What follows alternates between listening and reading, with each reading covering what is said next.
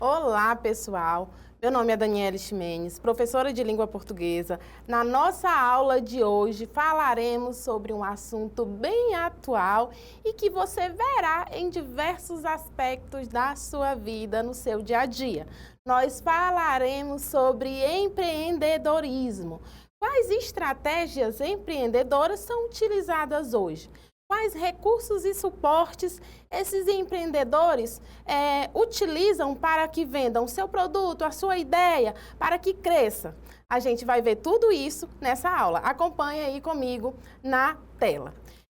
Esse mapa, ele resume o que é empreender. Então, tem alguns mecanismos aí, alguns pontos que são importantes para que você seja um empreendedor de sucesso. A primeira coisa, você tem que ter aí motivação, né? Então, tenho motivação, eu tenho que definir um público-alvo. A partir da definição desse meu público-alvo, eu tenho que ter um planejamento, eu tenho ideia, eu tenho marketing, eu tenho visão, localização e estratégia. Isso significa dizer, ai professora, eu acho que essa ideia de estudar não é comigo. Eu quero ser um empreendedor, eu quero criar o meu próprio negócio, mas como eu vou fazer isso? Olha, se eu fosse você, eu deixava de lado essa ideia de que para empreender não é necessário estudar, até porque exige muita pesquisa de mercado. E com certeza o que você aprenderá nessa aula será importantíssimo caso você queira seguir esse caminho, tá certo? Então, sempre que nós pensamos em empreender, eu quero vender um produto, professora. Que produto é? Então, eu defino o meu produto, mas aí eu defino o meu público-alvo. E aí, como eu vou chamar a atenção desse público-alvo? Como eu vou vender esse produto? Quais ideias eu vou trazer ali para convencer ele? É meio que uma propaganda, certo? Porque o empreendedorismo também envolve uma parte aí, a propaganda. Em seguida, eu trouxe aí para vocês a linguagem no empreendedorismo. Então, quando a gente fala de linguagem no empreendedorismo, ela se refere à forma como ideias e propostas são articuladas para o público-alvo.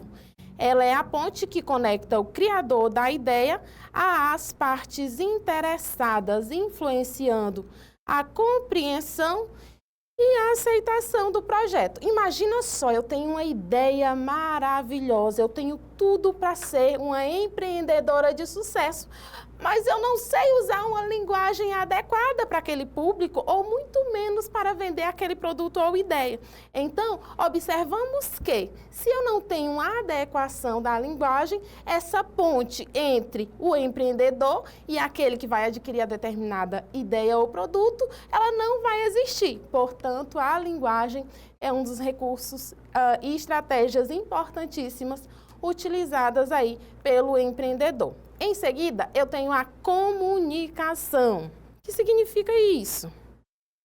Tá, identifiquei meu público-alvo, identifiquei ali a minha ideia de produto, mas eu preciso identificar ainda como isso vai chegar até ele. Então, é utilizado ferramentas como e-mails, apresentações e redes sociais. Volta aqui comigo. Professora, como é que os empreendedores de antigamente faziam para divulgar suas ideias e produtos? Olha, existiam outros suportes, outros meios de comunicação que faziam essa ponte. Agora nós temos o advento da internet, da tecnologia, da era digital e, obviamente, o mercado acompanha aí esse processo, tá certo? Então, aí a ideia do e-mail, que de certa forma já é um pouco ou um tanto quanto defasada, ainda é utilizada. E a partir daí outros suportes, outras redes sociais são utilizadas aí para divulgação, tá certo? E aí nós temos ainda que, acompanhe aí comigo.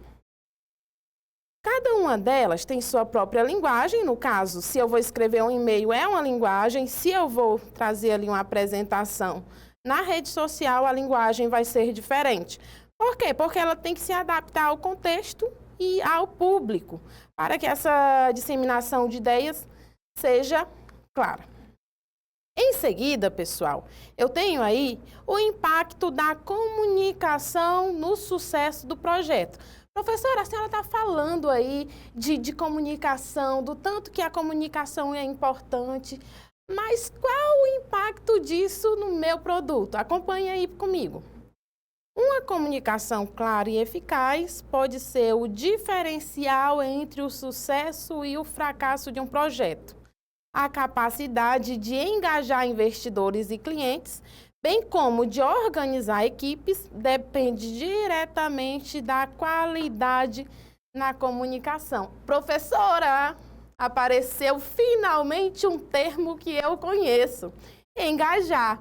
Isso mesmo, engajar o meu público, engajar a minha equipe, fazer com que todos façam parte ali daquela ideia, disseminem para que todo o meu público-alvo, aqueles em que eu busco que seja o meu consumidor, acesse ali, seja pela rede social, seja pelo e-mail. O importante é que essa comunicação aconteça. Caso ela não aconteça, pode ser que a minha tentativa de empreender seja um fracasso.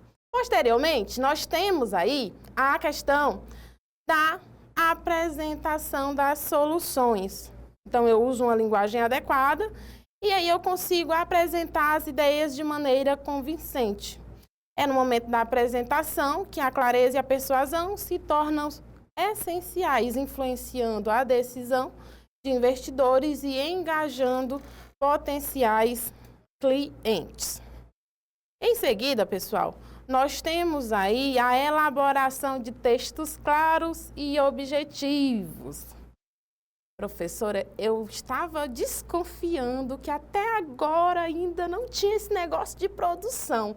Tudo bem que a senhora é professora de língua portuguesa, mas nós estamos falando aqui de empreender. Tá certo. Professor de língua portuguesa, na verdade, qualquer pessoa que vai construir uma ideia, vender um produto aí, tem que saber muito bem utilizar a linguagem. O texto, ele tem que ser adequado à situação, ao público-alvo, tem que ser clara, tem que ser objetiva.